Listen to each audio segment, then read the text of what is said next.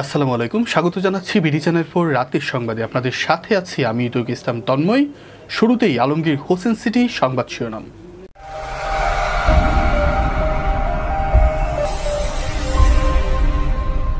শুভ মহালয়া আগামীকাল।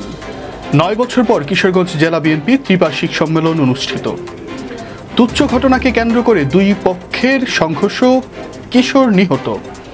কিশোরগঞ্জে ডাকাতি মামলা ও সাজাপ্রাপ্ত পলাতক আসামি সহ 2 জন গ্রেপ্তার।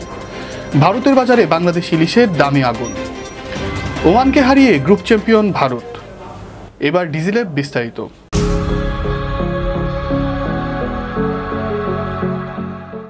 বাঙালি হিন্দু ধর্মাবলম্বীদের সবচেয়ে বড় ধর্মীয় উৎসব শারদীয় দুর্গা উৎসবের পূর্ণ লগ্ন শুভ মহালয়া আগামীকাল রোববার। এদিন থেকে শারদীয় দুর্গা উৎসবের ক্ষণগণনা শুরু হচ্ছে।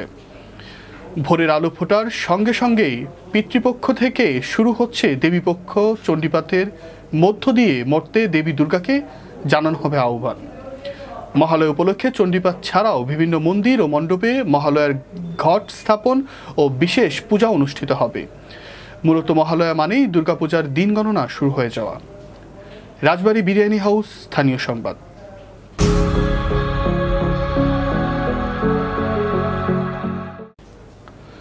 নয় বছর পর অনুষ্ঠিত হচ্ছে কিশোরগঞ্জ জেলা বিএনপির ত্রিবার্ষিক সম্মেলন।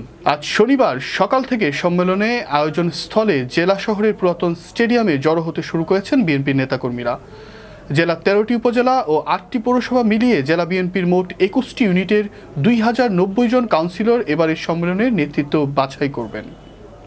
এবছরের সম্মেলনে সভাপতি পদে লড়ছেন 2 জন এবং সাধারণ সম্পাদকে 4 জন। এর আগে 2016 সালের 22 নভেম্বর জেলা বিএনপির সর্বশেষ সম্মেলন অনুষ্ঠিত হয়েছিল। কিশোরগঞ্জের ভৈরবে তুচ্ছ ঘটনাকে কেন্দ্র করে দুই পক্ষের সংঘর্ষে আহত আনন্দ নামে এক কিশোর চিকিৎসাধীন অবস্থায় মৃত্যুবরণ করেছেন।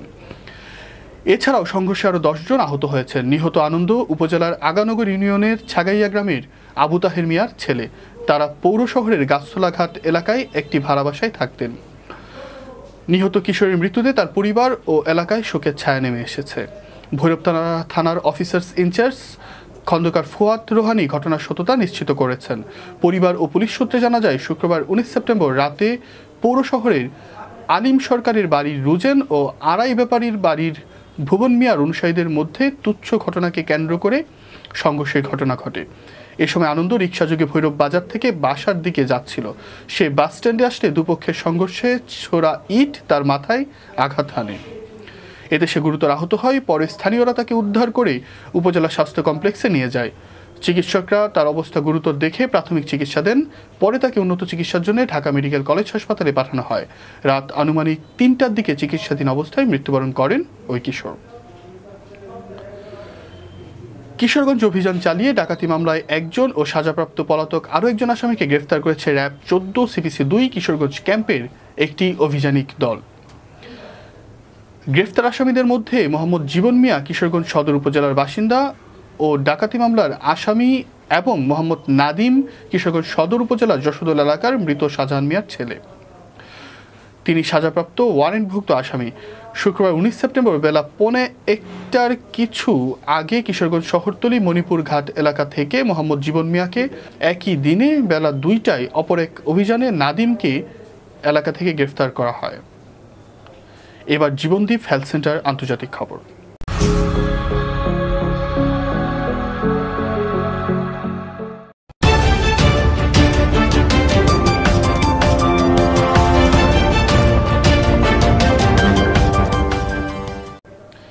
বাংলাদেশ থেকে ইলিশ আসছে শুনে খুশি হয়েছিলেন কলকাতার মানুষ। তবে দাম বেশি হয় আগ্রহ হারাচ্ছেন তারা।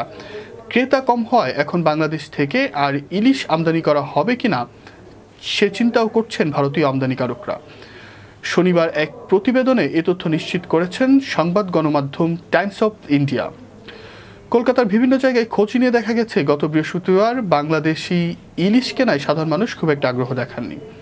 এরপর গতকাল শুক্রবার লেক মার্কেট, গড়িয়াহাট এবং মানিকতলার খুচরা ব্যবসায়ীরা হাওড়ার পাইকারি বাজার থেকে মাত্র 5 কেজি থেকে 25 কেজি করে ইলিশ নিয়েছেন। এর মধ্যে শোনা যাচ্ছে গুজরাট থেকে ইলিশের একটি বড় চালান আসছে। এতে করে বাংলাদেশি ইলিশের বাজার আরও পড়ে যাবে বলে ধারণা করা হচ্ছে।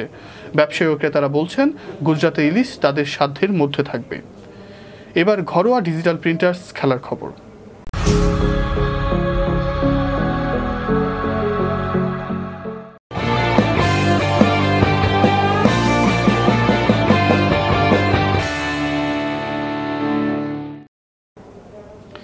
চলমান এশিয়া কাপে গ্রুপ পর্বের শেষ ম্যাচে ওমানকে 21 রানে হারিয়েছে ভারত।